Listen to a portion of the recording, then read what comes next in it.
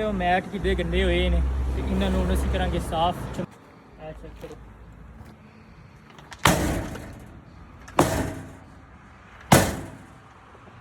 ਇਹਨਾਂ ਨੂੰ ਅੱਛੇ ਤਰੀਕੇ ਨਾਲ ਪਹਿਲੇ ਝਾੜ ਲਾਂਗੇ।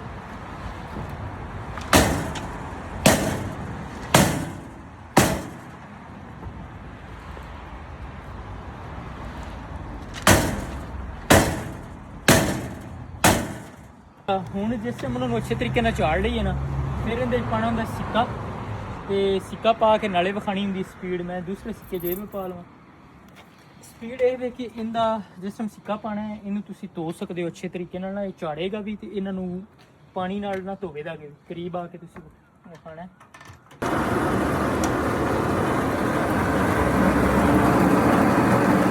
ਪਾਣੀ ਵੀ ਸੱਟ ਰਹੀ ਹੈ, ਲੇਕਿਨ ਕਰੀਬ ਪਾਣੀ ਵੀ ਸੱਟ ਰਹੀ ਹੈ ਵਿੱਚ ਅੱਛੇ ਤਰੀਕੇ ਨਾਲ ਮੈਟ ਇਹਨੂੰ ਸਾਫ਼ ਕਰ ਦਿਓ।